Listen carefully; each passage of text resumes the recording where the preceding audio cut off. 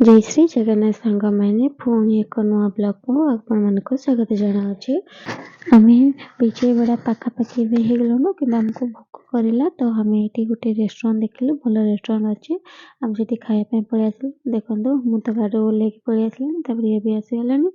ଆଉ ତାଙ୍କୁ ଆଗେ ଆଇସ୍କ୍ରିମ୍ ଖାଇବା ପାଇଁ ମନା ହେଲା, ତ ଆଗେ ସେ ଦେଖନ୍ତୁ ଆଇସ୍କ୍ରିମ୍ ଖାଉଛନ୍ତି। ଏ ରେଷ୍ଟୁରାଣ୍ଟରେ ବହୁତ ମହଙ୍ଗା ଥିଲା। ତ ସାଙ୍ଗମାନେ ଏମିତି ତ ଚାଲିଛି। ଖାଇ ପିଇକି ଆମେ ରିଟର୍ନ ପଳେଇ ଆସିଲୁ। ଇଏ ତାଙ୍କ ନିଦ ଆସିଗଲା ଆଉ ସେ ତ ତାଙ୍କର ଶୋଇଲେଣି। ଆଉ ଉଠିଲେ ପୁଣି ବାହାରିବୁ। ଆଉ ଚେହେରା ଚୁଟି ତ ଅବସ୍ଥା ଗଲାଣି ଆମର, କାହିଁକିନା ହେଇଗଲାଣି 3 ଦିନ ଟ୍ରାଭେଲିଂର, 3-4 ଦିନ ଆଜିକି। ଆଉ ସାୟଦ ପହଞ୍ଚିଯିବୁ ଆମେ ରାତି ସୁଦ୍ଧା। ସକାଳ ସକାଳ ତ ହେଇଯାଇଛି, କାହିଁକିନା ନିଦ ବି ଲାଗୁଛି।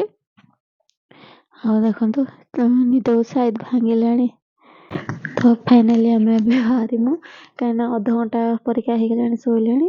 ଆଉ ମୁଁ ବସିକି ମୋର ଭିଡ଼ିଓ ଯାହା କରିବା କଥା ମୋର ଆରାମସେ କରୁଛି। ଆଉ ସେ ତାଙ୍କର ଶୋଇଛନ୍ତି।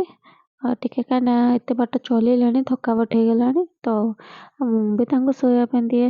ସେ ଶୋଇଲେ ଆରାମସେ ଶୁଅନ୍ତୁ, ଉଠିଲେ ଆରାମସେ ଯିବୁ ଏମିତି। ଆଉ ଆଗକୁ ଦେଖେଇମୁ ଭିଡ଼ିଓ କ'ଣ କରିମୁ। ଏମିତି ହାଲତ ଖରାପ ଅଛି, କାହିଁକିନା ଗାଡ଼ିରେ ଏତେ ଦିନ ବସିଲେ। ଟ୍ରେନରେ ଅଲଗା କଥା ଅଛି, କିଛି ନାହିଁ, ସବୁ ଆରାମସେ ଶୋଇପଡ଼ୁ ଆଉ ଉଠିକି ପୁଣି ବାହାରିକି ଯାଉ। କିନ୍ତୁ କାରରେ ଗୋଟେ ଅଲଗା ଅଛି। କାରରେ ଆମକୁ ଏତେ ଜଣା ପଡ଼ୁନି, ହେଲେ ବି ଭଲ ଲାଗେନି। ଆଉ ଟ୍ରେନ ଆରାମସେ ଶୋଇପଡ଼ୁ, ଏଠି ଟିକେ ଜଗିବା ପାଇଁ ପଡ଼ୁଛି, କାହିଁକିନା ସେ ଡ୍ରାଇଭ କରୁଛନ୍ତି। ଆଉ ସେଥିପାଇଁ ମୋତେ ବି ଦେଖିବା ପାଇଁ ପଡ଼ୁଛି। ଆଉ ହାଇୱେ ସାଇଡ଼ରେ ଆମେ ଶୋଇ ପଡ଼ିଛୁ, ଓଭରବ୍ରିଜ ଉପରେ। ଦେଖନ୍ତୁ ମାନେ ସେ ଶୋଇଛନ୍ତି, ଦେଖନ୍ତୁ ଓଭରବ୍ରିଜ ସାଇଡ଼ରେ। ଆଉ କ'ଣ କରିବୁ, ଯୋଉଠି ନିଦ ଆସିଲା। ହଠାତ୍ ବେଶୀ ଆଗକୁ ବଢ଼ିବା କଥା ବି ନୁହଁ, ସେଥିପାଇଁ ମୁଁ ତାଙ୍କୁ ରେଷ୍ଟ କରିବା ପାଇଁ କହିଦିଏ। ଆଉ ଏଇ ଓଭରବ୍ରିଜଟା ବହୁତ ଲମ୍ବା ଥିଲା, ସେଥିପାଇଁ ମୁଁ ସାଇଡ଼ରେ ଲଗେଇକି ଆରାମସେ 10-15 ମିନିଟ୍ ବରଂ ଶୋଇ ପଡ଼ିଲେ ଆରାମସେ ଯିବ। ବହୁତ ବଢ଼ିଆ।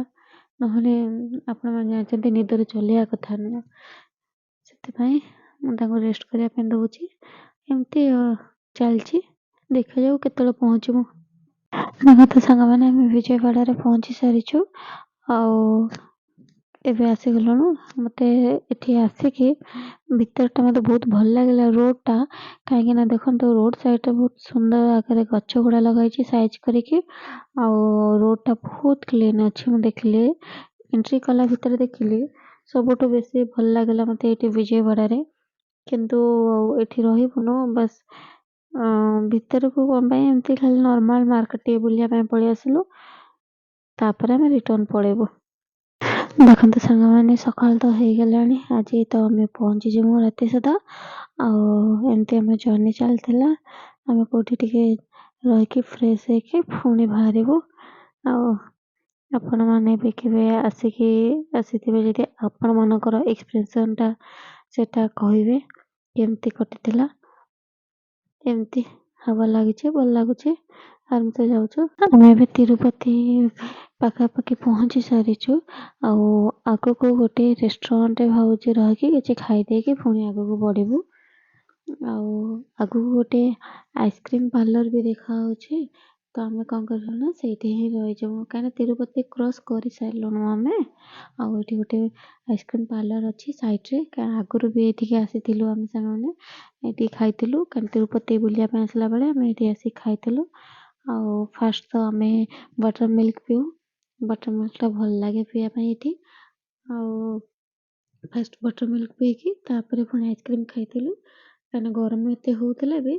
ଆଉ କ'ଣ କହିବେ, ଗରମ ଏତେ ହେଉଛି କି ଟିକେ ଥଣ୍ଡା ଖାଇବା ପାଇଁ ବି ଭଲ ଲାଗିବ। ଆଗରୁ ଆପଣମାନଙ୍କୁ ଦେଖୁଥିଲେ ଆସିଲା ବେଳେ କି ବହୁତ ମାନେ ବର୍ଷା ପରିକା ଥିଲା, ଝୁଝି ବର୍ଷା ହେଉଥିଲା, ତା ସହିତ ଥଣ୍ଡା ପବନ ଲାଗୁଥିଲା। କିନ୍ତୁ ଏଠିକି ଆସିଲା ବେଳକୁ ଦେଖିଲା ବେଳକୁ କିନ୍ତୁ ବହୁତ ଜୋର ଗରମ ହେଉଛି। ବାହାରକୁ ଏତେ ଖରା ଜଣାପଡ଼ୁନି, କିନ୍ତୁ ବାହାରକୁ ଗଲାବେଳକୁ ହ୍ୟୁମିଡ଼ିଟି ବହୁତ ଅଛି ଆଉ ବହୁତ ତାତି ହାୱା ଲାଗୁଛି। ସେଥିପାଇଁ ଆମେ କିଛି ଥଣ୍ଡା ଜିନିଷ ଟିକେ ପିଇବା ପାଇଁ ମନ ହେଲା। ମୁଁ ତ ଚିନି ଆଇଟମ୍ ଖାଇବା ପାଇଁ ବି ଛାଡ଼ି ଦେଇଛି, ବଟ୍ ଏଠିକି ଆସିକି ଥଣ୍ଡା କିଛି ଇଚ୍ଛା ହେଉଛି ଟିକେ ଥଣ୍ଡା ଖାଇବା ପାଇଁ। बटर मिल्क पी सारू तापर एपटा को गोल करके से साइड रे रखी दउची काना से पकेबे पई अब हमें टिके आइसक्रीम खाइ देके तापर पुनी बाहरमु आगे मु तांको टिके दे देली काना मु कप वाला आनिथिली आ मते कोन वाला तो भल लागेनी मते कप वाला टिके भल लागे धीरे धीरे खाइम आराम से भी मते कोन वाला टिके खोइ देले टिके फॉर्मेलिटी पाई टिके नागरो मु खाइ देली तो ଆଉ ପୁଣି ଏବେ ଆଇସ୍କ୍ରିମ୍ ଖାଇକି ପୁଣି ଆଗକୁ ବାହାରିବୁ ତାପରେ ଦେଖିବୁ ବାଟରେ କିଛି ରେଷ୍ଟୁରାଣ୍ଟ ଥିବ ଯଦି ଆରାମସେ ଖାଇ ଦେଇକି ପୁଣି ଆରାମସେ ଆଜି ପହଞ୍ଚିଯିବୁ 2ଟା 3ଟା ଭିତରେ ଆଉ ଏବେ ତ ଖାଇସାରିଛୁ ଏବେ ଦେଖନ୍ତୁ ସେ 2 ଜଣ ବସିଛୁ ତାପରେ ଏବେ ବାହାରିକି ପଳେଇ ଆସିଲୁ ସେଠୁ ତାପରେ ରାସ୍ତାରେ ଦେଖିବୁ ଭଲ ଗୋଟେ ରେଷ୍ଟୁରାଣ୍ଟ ଯଦି ମିଳିବ ତାହେଲେ ଖାଇଦବୁ ହୋଟେଲ ଦେଖିକି ନର୍ମାଲ ହୋଟେଲ ହେଲେ ବି ଚଳିବ ଭଲ ଖାଇବାକୁ ମିଳୁଥିବା ଦରକାର ମାନେ ସାଧା ସିମ୍ପଲ ହଉ ଟେଷ୍ଟି ଟିକେ ଥିବ ଆଉ ଦେଖୁଛୁ ରାସ୍ତାରେ ଯଦି ମିଳିବ ସେମିତି ଆଉ ଖାଇ ଦେଇକି ବାହାରିବୁ ଆଉ ଗୋଟେ ଭଲ ରେଷ୍ଟୁରାଣ୍ଟ ମିଳିଗଲା ଖାଇବା ପାଇଁ ଆଉ ସେତିକି ସବୁ ଆଇଟମ୍ ଦେଇଛନ୍ତି ତାପରେ କହିଲେ ଅନଲିମିଟେଡ୍ ଭାତ ବି ଅଛି କାହିଁକିନା ଫାଷ୍ଟ ଗୋଟେ ରୁଟି ଦେଇଥିଲେ ଆଉ ରୁଟି ଖାଇସାରିଲା ପରେ ଅନଲିମିଟେଡ୍ ଭାତ ଯେତେ ଯିଏ ଖାଇପାରିବ ଆଉ ରୁମ୍ ପାଖାପାଖି ଆମେ ପହଞ୍ଚି ଗଲୁଣୁ ଆଉ ସନ୍ଧ୍ୟା ବି ହେଇଗଲାଣି ଆମ ଭିଡ଼ିଓ ଯଦି ଆପଣମାନଙ୍କୁ ଭଲ ଲାଗେ ଲାଇକ୍ ସେୟାର ସବସ୍କ୍ରାଇବ୍ କରିବେ ଆଉ ଥ୍ୟାଙ୍କ୍ସ ଫର ୱାଚିଂ ସାଙ୍ଗମାନେ ବହୁତ ଧନ୍ୟବାଦ। Thanks for watching.